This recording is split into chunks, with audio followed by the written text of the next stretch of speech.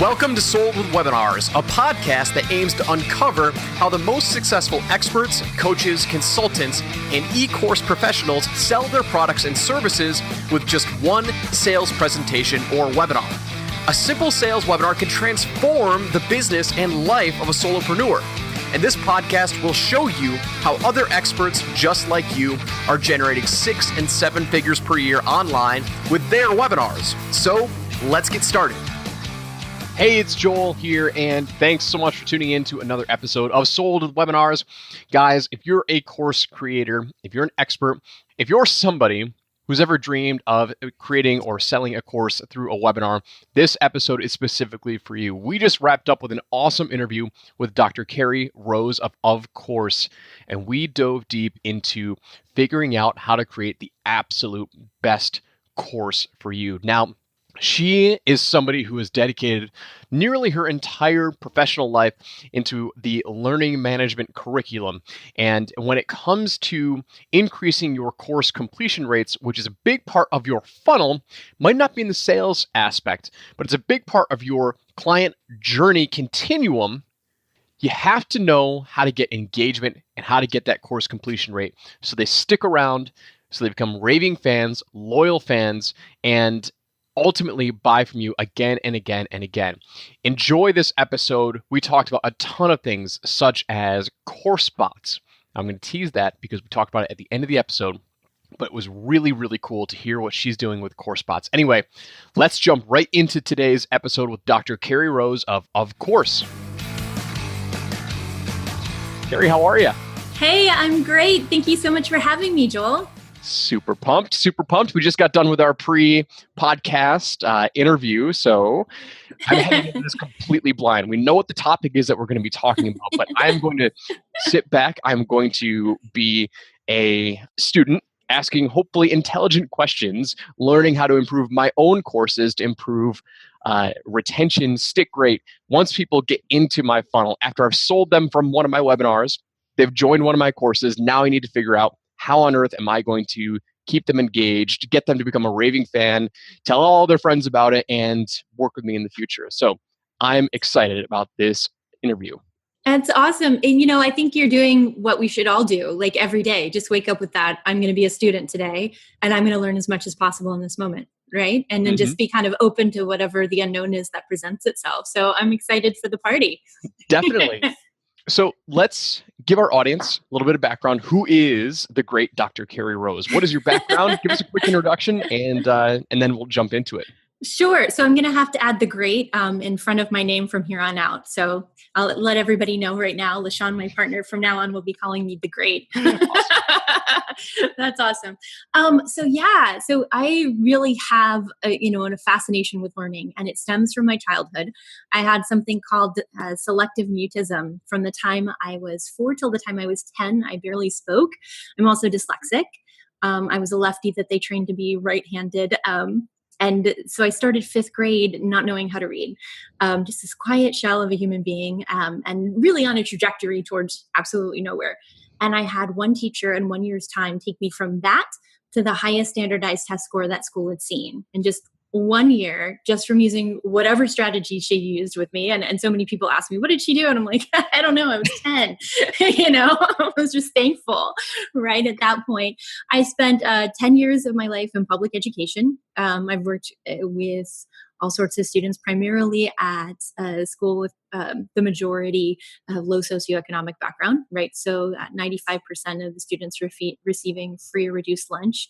The kind of kids you'd go home on the weekends and you don't know if they were getting fed until they came back on Monday and had, their free breakfast again. Students with, I did have selective mutism, ADHD, of course, deaf and hard of hearing, autism, dyslexia, although it's really diagnosed as auditory processing issues now.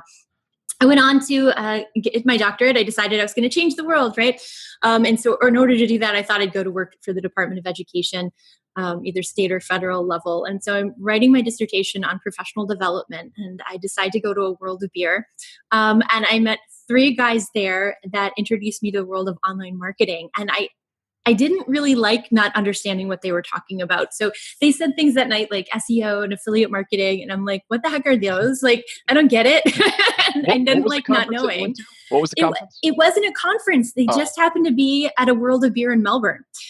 So it was Jesse Jameson of Social Media Pro, TJ Irway and Matt Crystal of Elite Marketing Pro, which was Magnetic sponsoring, which they took over from Mike Dillard. So I just happened to meet really the right people that were kind of, in the info product creation space for years and had vast knowledge of internet marketing. And they really took me under their wing, and they introduced me to online course after online course after online course. So I could try to wrap my head around, what was going on in this space that I didn't understand. And while I'm taking these, I'm also writing my dissertation on professional development at the same time, right? So this is all I'm thinking about. And I'm taking these courses and I'm like, we're doing the same darn thing in online courses that we're doing in public education. We're repeating the same processes, which is interesting now as an entrepreneur, because so many entrepreneurs that I know hate public ed. They bash it all the time. And I'm like, guys, but you're doing it. You're doing the same thing. In fact, we're taking the worst examples from our experiences inside of the classroom and putting them inside of courses and leaving out all of the good stuff, and so there are some people out there that are exceptions to the rule, but in many cases, the things that made our classrooms come alive for us when we were inside of them were lacking inside of our courses too. So I can talk about that a little bit more too. But yeah, that's how I ended up doing what I do now. It just became the same kind of obsession for, how does one connect to content? How does the human brain turn on? So I created a process based on over 500 research studies on how the human brain connects to content in order to build the courses from that process or through that process. So amazing. You blew my mind just with your background. I mean, coming from where you started, I just want to make sure I get this right, was you couldn't read by the age of 10. That's when you first started to be able to read, right? Yeah. So now, it's ridiculous. So from the age of 10 until now, your mission has been to just help everyone in the education space, from students and course instructors, to make everything more effective and more impactful. Right? Well, not from the age of 10 on. At first I needed some time to figure out myself and what I wanted to do, but eventually. Yeah, that's true. So. Yeah. Spent some time in theater, did a lot of other things. But yeah, 10 years in public ed and then on in the course creation space. And it's just been, a beautiful obsession. So tell me what's going on now with Of Course, right? Talk about what the company is doing. I know that we've got some very, very exciting things that you're going to be chatting about. I'll give some teaser content that I'm really excited to learn about, like course bots. Yeah. That got me really excited. But tell me what Of Course is all about, and then we'll jump into the core part of the interview. Sure. So Of Course it's a combination of my partner and myself. My partner is my fiance. So LaShawn Kerb, we're partners in business and in life. And I know you and Mary Jo do the same thing. So what for the couples? And we both bring our own story to it. And it's really been kind of an interesting blend. My partner actually was locked in a refrigerator face down at one point when he was 6. So he went in there to play hide and go seek, and then the fridge tipped over and he was stuck in there for 30 minutes as a kid, just screaming, trying to get out and couldn't. So his main thing is freedom. So part of our company is all based on freedom and, having that lifestyle, having that freedom to do whatever you want to do, whenever you want to do it. So that's the driving force and the heart inside of that. And then my focus is really just on that, that learning component. For me, I believe that online courses have the power to lift up masses of people. Lift up, that could look like a lot of different ways: business, health, financial, family, relationships. We have this power and this instrument to really make a huge impact on people. But how do we do that, right? And it doesn't look like, I think, the version that we have currently. So my focus in that is to help people make that shift into these really impactful courses that really do change lives. And his focus is really on that freedom component. So it's a blend. Awesome. So let's talk about now what your core focus is, helping these instructors create these courses, right? Right. What's the big pain that you were set out to solve when you focused on this expertise? Right. I think that the first pain that I saw was, of course, just repeating the bad habits, right? I'd sit down and take a course and I go, wow, thank God I'm smart and I write fast. Like really, otherwise I wouldn't be able to get any of this. So for that, it was like, how do we make it so that we can learn this information? And then what I found when I got deeper into it was that we have on average a 3 to 5% completion rate in what is now grown to a $255 billion industry. So it was $170 billion in 2015 and it's now 255. So it's not like it's going away. It's not decreasing. We're not in a place where it's like, oh gosh, this industry is going to whatever. But we still have a massive disparity between like the energy that people give us in money and what they're getting in value. So it's not the same and it's not equating. And we're starting to find that more and more industry leaders in this space are really recognizing that as far as, what that does to their funnel on the back end. I can't give you names, but I have actually heard from people in the personal development arena that have been able to point to their numbers and say, if these people don't finish this course, they don't buy this course. They're done and they're out of the funnel. And if we start looking at it like that, most people, don't know their numbers on that. They don't know their completion stats. And so let's just say that, like, I have talked to somebody that literally has $35 million in course sales and they don't know their completion stats. Wow. Yeah. They were like, maybe we could track it through our videos and see percentages. Yeah. We don't know any of that. And I'm like, that's like, so you don't know more than likely where people are dropping out of your funnel, but you can probably say that less people are purchasing your next course or less people are purchasing your mastermind than purchase your first course to begin with, right? And how do you know if those really are like, oh, well, those are just the ones that were meant to buy this? Well, you don't really know that. You don't know who was in that course and where they were at and what they really needed from you. And they could have just said, I didn't get what I needed. You didn't prepare me. In my mind, as a course creator and also a course consumer, I've bought probably dozens of courses at this point. In the internet marketing space, in the digital marketing space, I've bought tons of courses. And I can't say as though there was one course that I've gone through that has tried to help. I shouldn't say one. There's a couple that try to measure my progress inside of the course. Like, oh, you're 20% complete. You're 50% complete. Where I tend to get hung up is if there's a lot of, like, so me personally, if there's a lot of videos, it's actually a negative for me because that forces me to have to watch. So it's like sitting down to watch a TV show. I think there's good spots for videos and there's bad spots for videos. But I know I talk to some people and they're like, oh, I have to create this course. I have to create all of these videos. I'm like, why do you think you have to create videos? Like, I create some of the best content that I've created has just been written text.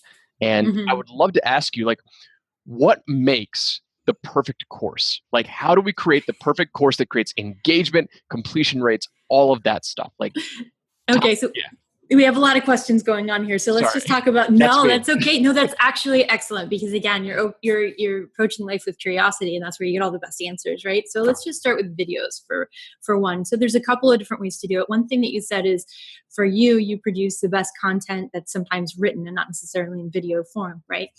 And we do this as course creators. We think about how we learn and we think about how we produce. And what we have to do is we have to think we are like one piece of the puzzle, right? So it's never about how we learn. It's always about how they learn. And if you're just looking at modalities, like modalities is like one part of it. But if you just look at that, you want to touch on all of them. You want to make sure that everybody's taken care of. So what I suggest for the people that I'm creating courses with is to go out and film the video, strip the audio. So making sure they can just listen to it and then transcribe it. Right. So you've got boom, boom, boom, whatever. Whatever they want to do. And then of course, we're really not getting into the kinesthetic component until we have the application side. And kinesthetics are about 15% of the population. They are the most ignored when it comes to instruction. Can I ask you a dumb question? Yeah. Curious student, what does kinesthetics mean? Kinesthetic, learn by doing. Okay. Right. And so what tends to happen in the entrepreneur population, a lot of these people are ADHD, left-handers, kinesthetic learners. right? It's strong visual, but still for some reason attached to kinesthetic. And so, but we teach again the same way we were taught, and we leave out these pieces. So like so many people will say things that's just blow my mind. Like, oh my gosh, I'm so excited about my course. I'm really going to have an application component this time. And it's like, well, you should have had an application component every time, or like, I'm so tired of courses. They never have me apply anything. And it's like, they're just the wrong course, or it's a bad course, or like, you know what I'm saying? Or the person, not a bad course, but maybe like not done yet. Like it's half baked cookie dough as opposed to like full baked cookie dough, right? So we want full cookies. We want things that are actually ready. And that every lesson and every course that I build for a client has an application component. I mean, even a personal development course, you can have something as simple as, put a reminder in your calendar now to do this every day at 3:00, or to say this one thing every day at 3:00. You know what I'm saying? Like it doesn't have to be 3, but everything can have an application component. So we have to stop thinking in terms of like, that's the extra special something, that's the given. Like it's not instruction. Without that, we're ignoring 15% of the population, just gone. And it doesn't sound like a lot, but those are really our people. So it is a lot when we leave them out. So I think that covers that. But again, back to your point on videos. Videos are way too long. I don't know where we got into 5 module courses with 5 lessons each with 40-minute videos in each chunk. I took a course on like, and back to your point, I took a course on like a LinkedIn. It was a LinkedIn product, and I won't tell you who did it because I can't even remember their name, but it was literally like 8 hours long to teach me how to set up my LinkedIn profile. And I could have gone with a PDF on this one for sure. So I know what you're saying. Like people want the information that they want, and they want it much faster than you're giving it to them. And we are literally competing against The Walking Dead and Game of Thrones as far as keeping people's attention. You've got people that are working full-time jobs that are trying to learn this in addition. So they may have like a pot of spaghetti on the stove and 3 kids running around their house and trying to watch everybody and their eyes going this way and try to listen to you. So having a 40-minute video is just, it's crazy. Yeah. So honestly, Seminars, which is a learning management system out of Austin, Texas, they did a study and found that people fall off at the 7-minute mark. So if your videos, I say 3 to 5 minutes, honestly, but if your videos are any longer than 7, you've definitely lost them already. And I think it goes even further on into this, because I'll kind of answer your other question and where I think we really need to be heading with this, for what makes a good course. For me, what makes a good course is when people understand that adults are self-selected learners. So when we went through school, people said, sit in your chair and I'm going to teach you this because this is what is on the agenda for today, right? But as adults, we can choose whatever we want to do and whatever we want to learn. In fact, we choose to buy your course or not buy your course in the first place, right?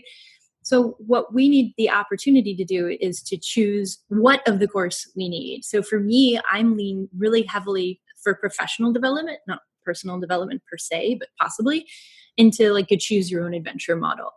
So if you think about your content as a continuum, right? From when your clients first hit you to where they could potentially leave, like as far as you could take them, this is your continuum, right? And you break it even into smaller chunks, and somewhere in here is your course. There's still little learning segments in here, right? So how far down can we break these so that those videos are really tiny, so that they have really specific objectives that they're meeting? And then at that point, having the person choose which of these videos that are like 3 to 5 minutes long they actually need to watch. Because I promise you, more than likely, you're watching content that you don't need in almost every course. Yeah. The thing that gets me is that when I'm in a course, I want to be able to reference something. If I find a golden nugget that I want to reference over and over again, I do not want it to be buried in minute 15 of a 40-minute video, because I'm never going to be able to find it, even if I take notes. Right? Yeah. But if I have a 5-minute video that I can watch over and over and over again, I actually watch all of my videos on at least double X speed, because I just don't have time. I buy tons of courses and I don't even, so I've got Todd Brown's copywriting training right here. He sent it on a USB disk. I haven't even plugged it in yet. This is a $3,500 course. Wow. Like, I love Todd's stuff. It's just, I just haven't even been able to sit down, and I'm not trying to knock what his training is. I literally don't even know what his videos are. Like, I don't know how long they are. Of so I'm not trying to course. say that. I'm saying that from a perspective of, like, personally, I don't have time. I don't have a lot of time. I'm going through Todd Herman's 90-day year right now, which is a great course. And his videos are, on the shorter side. They're still kind of long, like 15 to 20 minutes, but I can appreciate that. I totally hear you, because you said something that was really impactful for me. Adults are self-selective learners. Like, let me make sure I'm saying this correctly.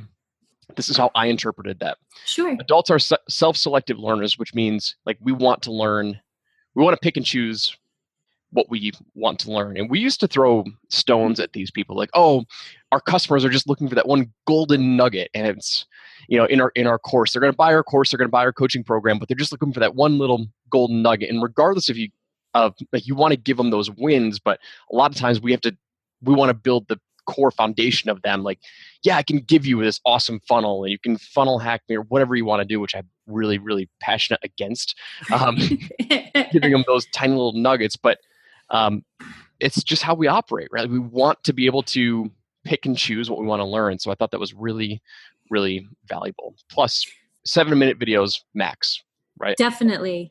And I think, I think what we have to do as course creators is really let go of our ego around our content. I mean, when we're looking at the self-selected process, I think what you said kind of really struck a chord with me there, like about, oh, they're just looking for the golden nugget. There is no golden nuggets. Like, yes, of course. Like, there is a process to learning the online business thing, and we all have our weaknesses. As I told Joel before this call, I'm like, please don't have me talk about webinars. I'm the worst. Like, I can teach you, but don't have me talk about webinars.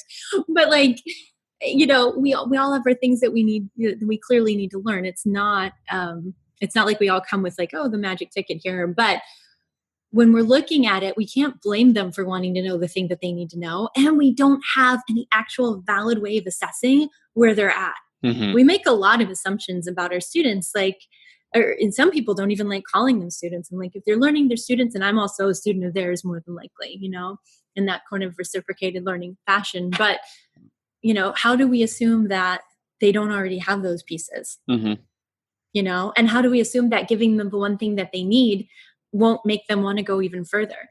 If they spend with you $1,000 to fix a $10,000 problem, and they can find it in 3 minutes. If somebody did that for me, I'd want to buy something else from them, whether or not I finish everything else. Yeah. Do you know what I'm saying? 100%.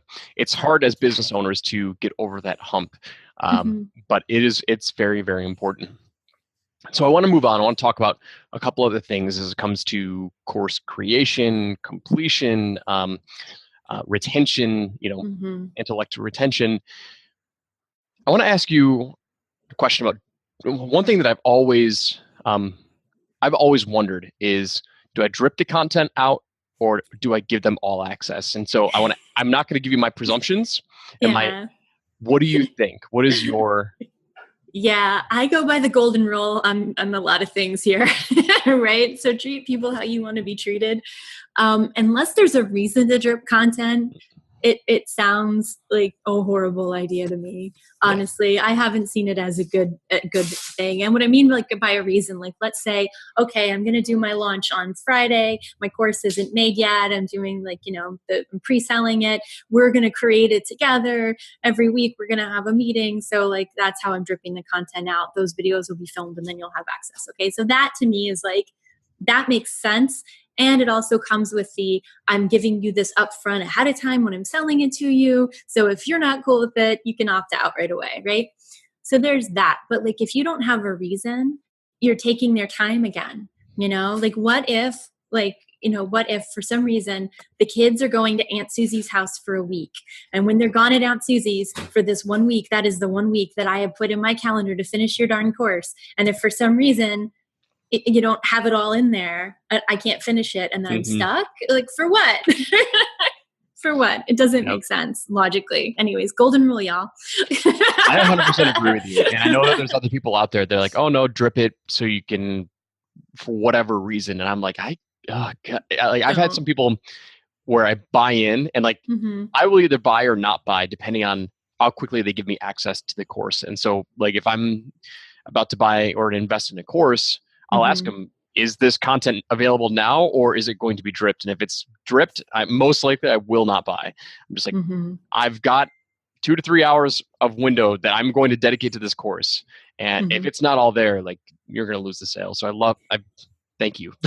Definitely. Definitely. And there's ways to address their time and their usage of it and their commitment to your course through their time. So just like these are like add-ons to that.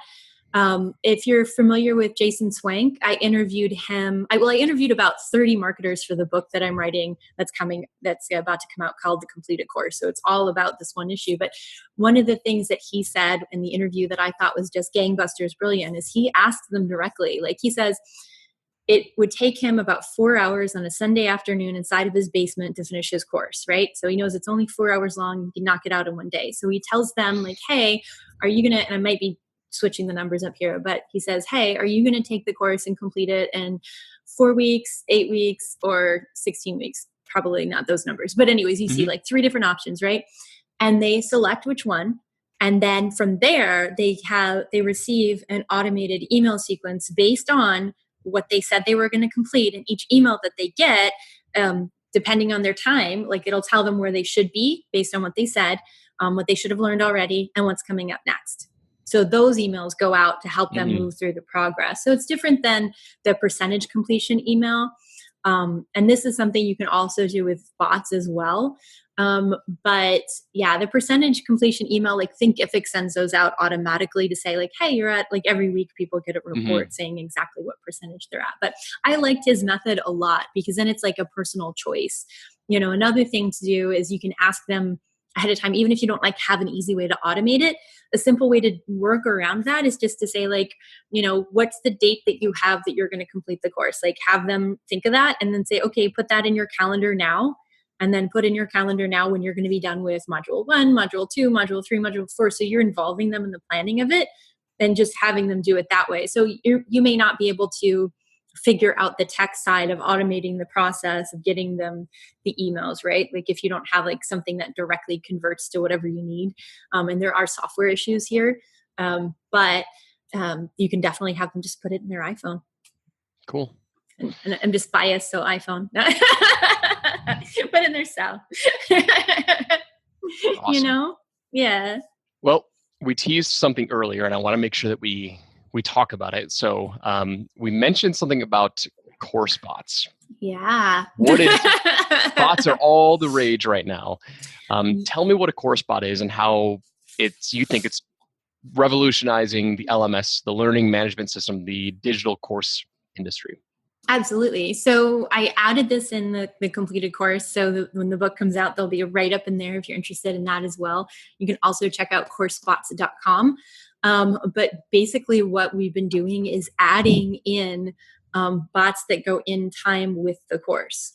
So basically what you've got is there's a couple of different things here. We've got some data, right? We've already said 3 to 5% completion rate on average, right?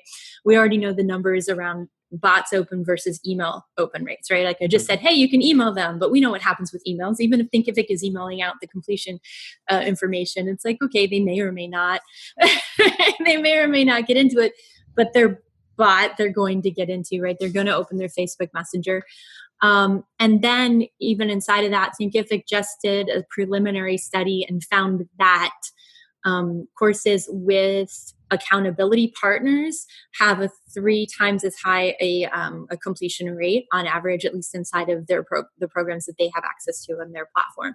So if we're just looking at just motivation, right? If we just look at that piece right there, I encourage people to create an accountability body that runs in time with their course. So if you know your course is going to be like, if it should take them about 5 weeks, say, hey, I'm gonna check on you every week and make sure you're up to speed, right? And ask them certain questions.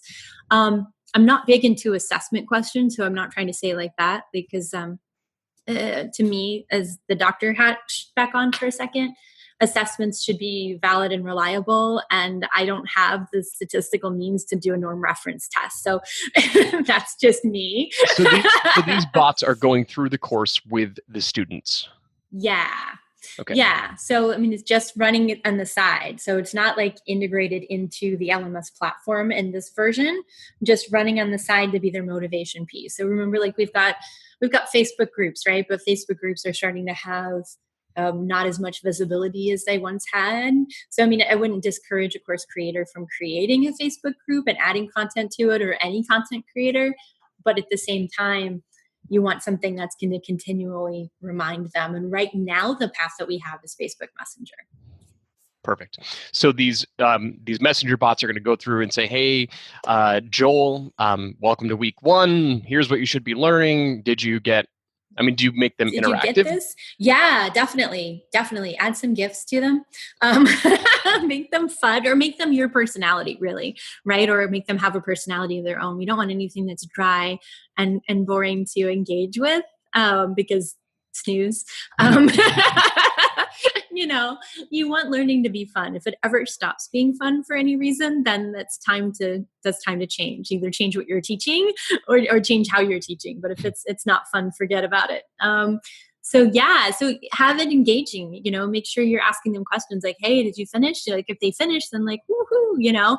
If they didn't, like, what are you going to tell them? What would be your follow-up? Do you have any gifts for that? Do you have a video that you could send them, right? Or what's the next thing? Like, outside of that, if they do, then okay, great. Did you answer your questions? Did you post in the group? Did you do your application? Like, and you could even ask them, like, to respond to you personally and tell them what your thoughts are. It doesn't have to be all automated. It can just start by automation. Mm-hmm. Cool. I love it. Bots increasing engagement for like everything. And so I love that you're implementing them into your course as well, into your courses, of course. Yes. And then creating a course on it, because I just want to make sure that everyone has that also. Like, we all should be doing this. It really, like, when it hit me, I was like, okay, everybody should be doing this, like, literally yesterday. Awesome.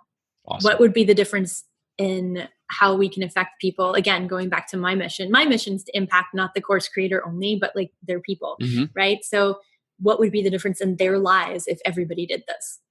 100%. Anyways, So I want to ask one final question before we wrap up. So we've covered a ton of stuff today, and it blew my mind, which is really, really fun. Yay! I'm mind blown every day. We'll chat more, Joel. Yeah.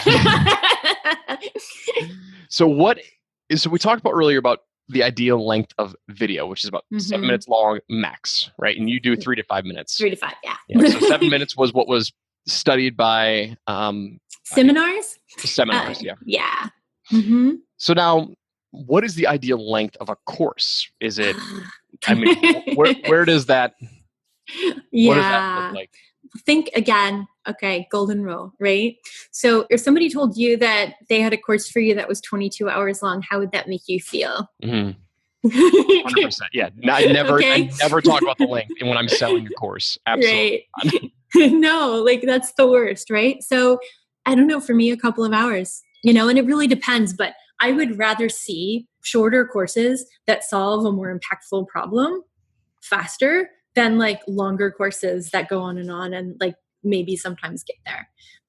I think it's kind of a catch-22 for me. I want to see people teach, an inch wide and a mile deep, as opposed to a mile wide and an inch deep. So shorter, but more impactful courses. That really is an interplay of like what kind of questions you're asking and how you're moving the brain and how you're really stretching their thinking, which is different than it's different than most of the kinds of questions that you'll see asked. So, have you found a sweet spot?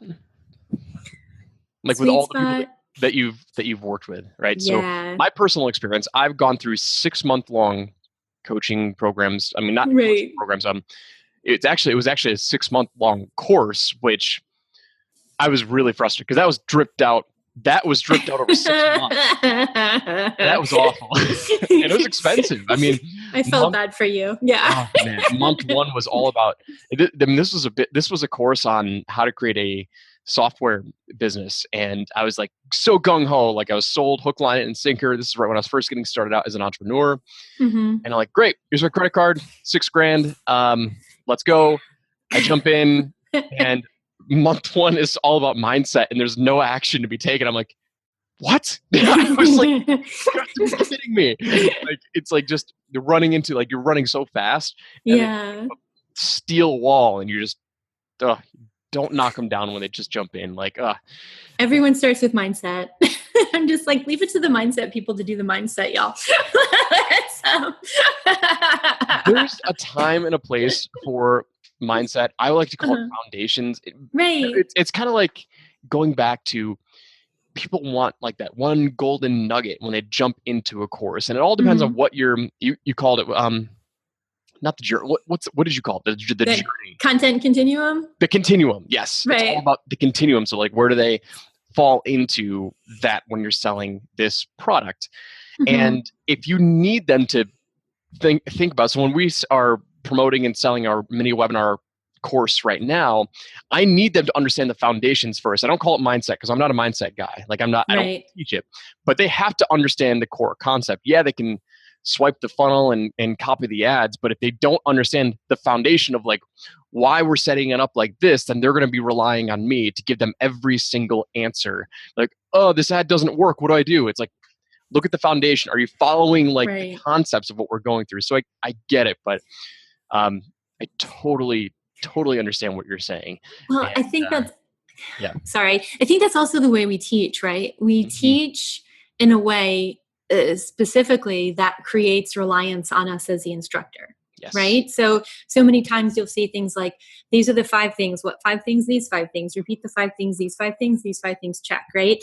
And that's where I get really upset with assessments too. It's like, this is just recall. It's like in the very basics of human understanding and human learning, but we're not teaching is how to think differently. Yeah. And that isn't in anything we'll ever say. It's always in what we have them ask of themselves and what we have them do, right? And so that's where the strategy that I call increasing cognitive rigor. So we're getting into doctorese again, but really just like, how do we get them to, on their own, ask the right question? So like, if you've taken a branding course, like a basic branding course is going to tell you logo design, headshot, website, social media channels, color scheme, whatever, right? But they won't tell you necessarily to go look at your competitor's website from the perspective of a customer, analyze the site, right? Or compare and contrast 2 different competitors' websites. Like, what do you see like that's the same? What do you see that's different, right? So you're starting to get like richer information, right? And the more times you ask these kinds of questions,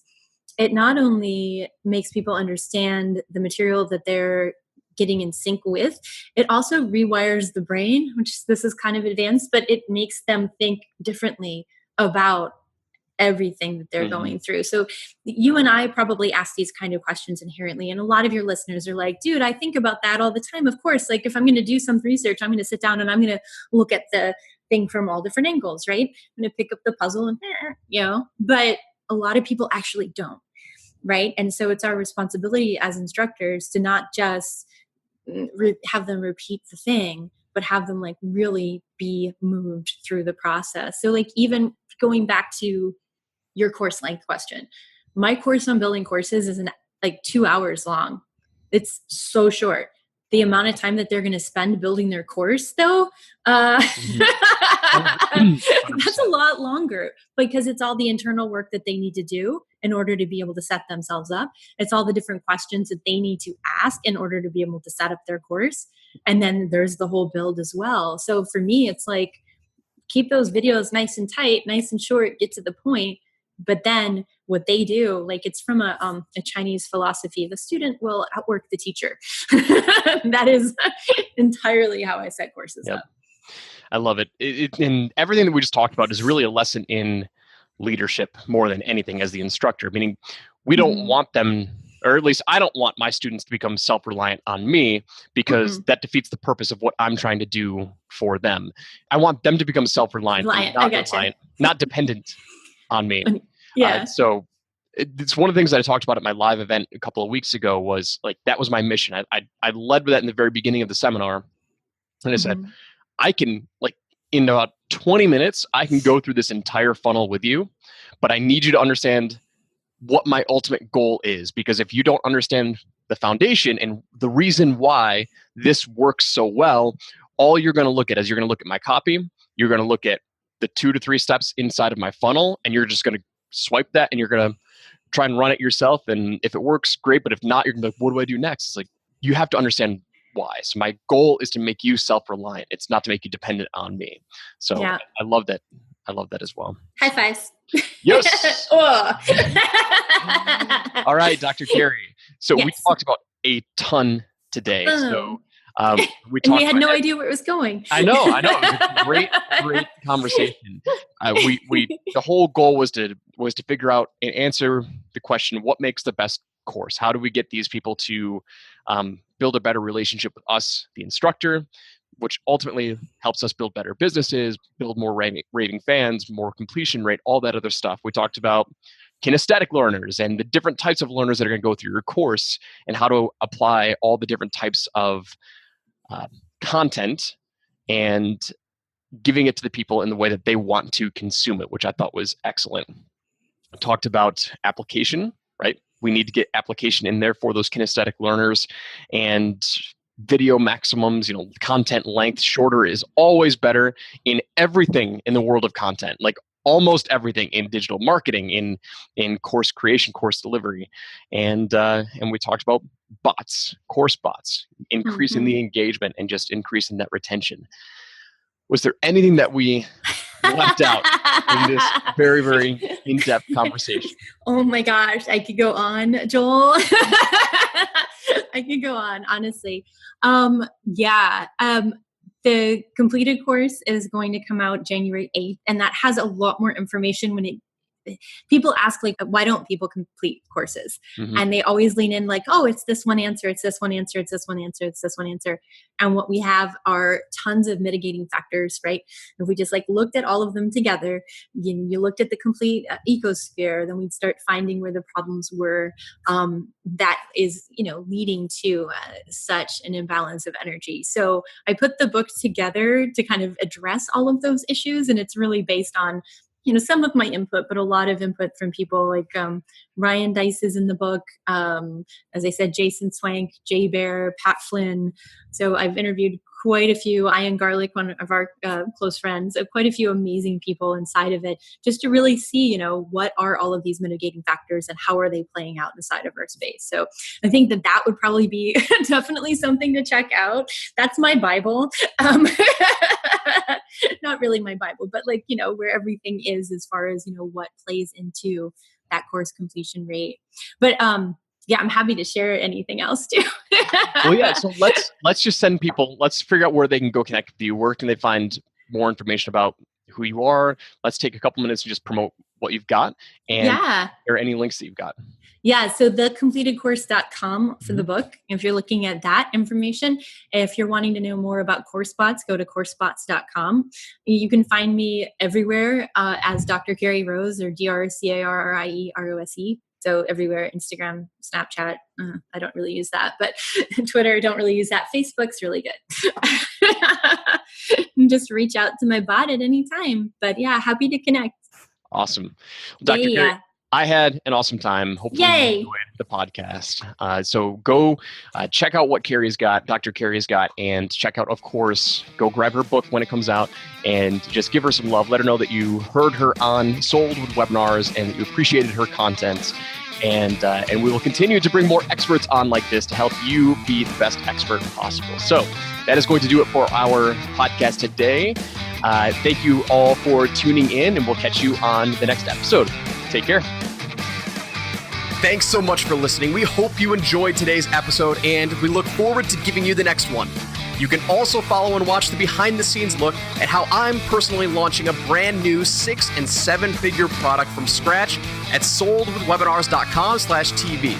And if you'd like to come hang out with other fellow experts, join our Facebook group at soldwithwebinars.com/experts. Join us next time, and I'll see you there.